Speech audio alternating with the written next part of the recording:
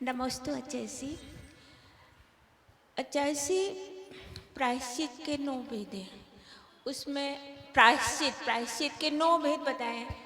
तो आलोचना, प्रतिक्रमण और तदुभय, तीनों का एक ही अर्थ निकलता है, लेकिन उनको अलग अलग तरह से बताया कि 3 भेद बताए, लेकिन अर्थ तो उनका एक ही है। तो इसको किस तरह से समझे इनके पास? आलोचना, आलोचना, प्रतिक्रमण और तदुभय, ठीक तीनों का एक ही अर्थ है? नहीं। नहीं।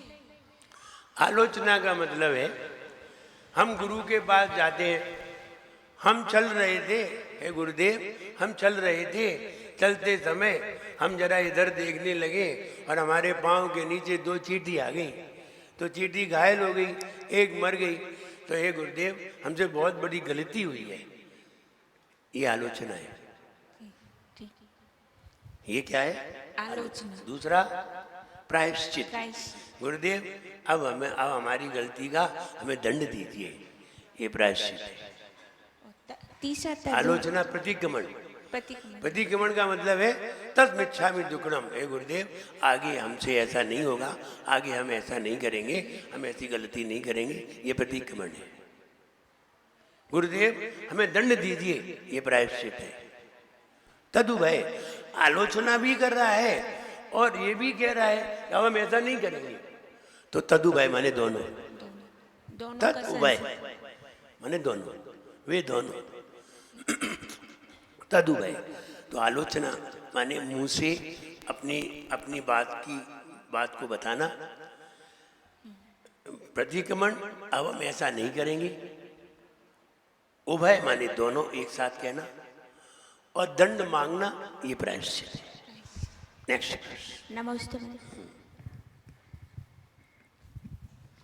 नमस्ते आचार्य। आचार्य जैसे घर में चूहे छिपकली मर जाते तो क्या करना चाहिए अपन को?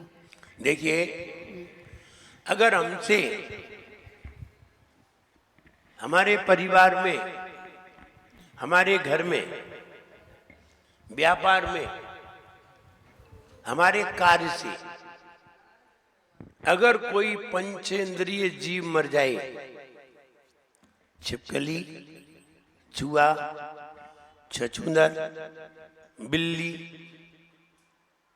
और भी पंचेंद्रिय संगी, अगर कोई जीव मर जाए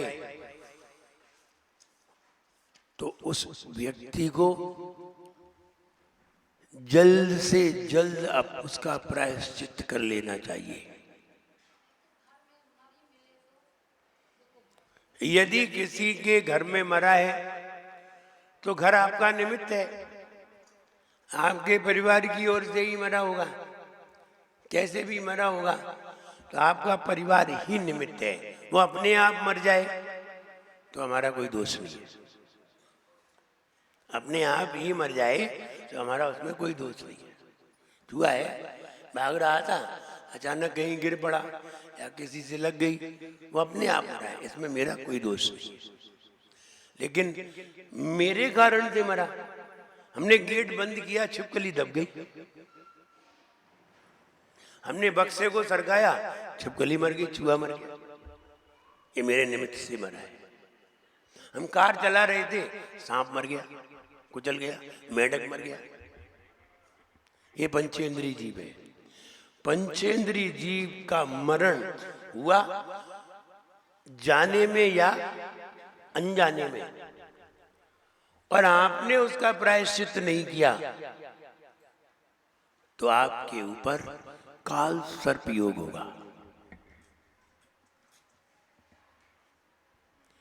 काल सर्प योग उसके जीवन में जरूर होगा। अगर वो पहले करके आया है, किसी की कुंडली में पैदा होते ही होता है, ये व्यक्ति पहले करके आया है, पहले इससे पंचेंद्रिय जीवों की हिंसा हुई है और इसने प्रायश्चित नहीं किया है, इसलिए वो इसकी कुंडली में पहले से ही बैठा है। और किसी ने अब किया है, अगर उसकी अभी कुंडली बनाई जाए तो उसकी कुंडली में आ जाएगा, काल सर्प योग आ जाएगा। वो जैन दर्शन में तो काल सर्प योग है ही नहीं। आपने जैन दर्शन पढ़ा है?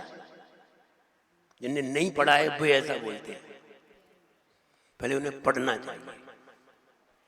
जैन दर्शन में राहु और केतु योग है, और राहु का स्वामी काल है, केतु का स्वामी सर्प है।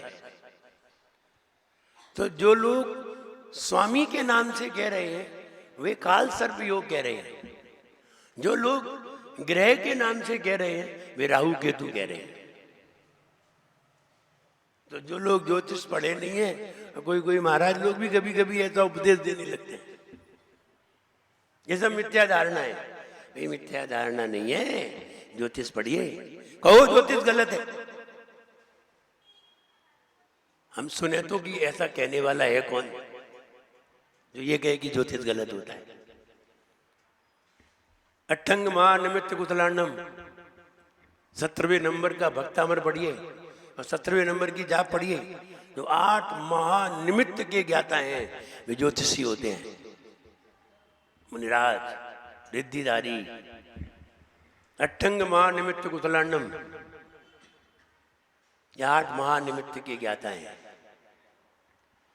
जो कई उदाहरण है, हम उदाहरण नहीं बता रहे हैं, इसलिए काल सर्प योग उन पे होता है जिनसे पंचेंद्री जीव की हिंसा हो जाए। एक इंद्री,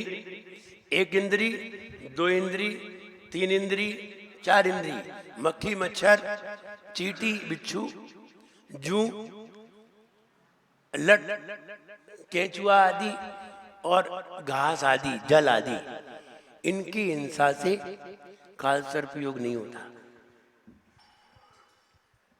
इनकी हिंसा से काल सर्प योग नहीं होता। इनकी हिंसा से उम्र कम हो जाती है। अगर आपको 100 वर्ष की उम्र मिल रही होगी और आपसे 4 इंद्री, 3 इंद्री बहुत हिंसा हुई, तो आपकी उम्र 80 रह जाएगी, 60 रह जाएगी, 40 रह जाएगी। इनसे उम्र कम होती है, हिंसा से उम्र कम होती है, और पंचेंद्रिय जीव की हिंसा से काल सर्प योग बनता है। इसलिए काल सर्प योग से बचिए। काल सर्प योग में क्या होता है? अकाल मौत, काल सर्प योग। मरा मिला चौके में कहीं, हमने अपने आप मरा तो कोई बात ही नहीं, हाँ हमने पहले ही कह दिया हमारे निमित्त से मरा है तो है, अपने आप मरा है तो नहीं। अपने आप मरा, हमने पहले ही कह दिया, उसकी उम्र ही बुरी होगी तो क्या करें। इसलिए काल सर्प योग से बचिए। आपके जीवन में अगर ऐसी कोई घटना हो गई, जाने में अनजाने में, आप स्कूटर चलाते हैं, मोटरसाइकिल चलाते हैं, कार चलाते हैं, कई जीव अनजाने में मर जाते हैं और आपको मालूम ही नहीं चलता। रात में गाड़ी चल रही है, आप चला रहे हैं, वो जीव मरे। कई सड़क पे मले मिलते हैं, बरसात में कितने जीव मिलते हैं मरे सड़क पे।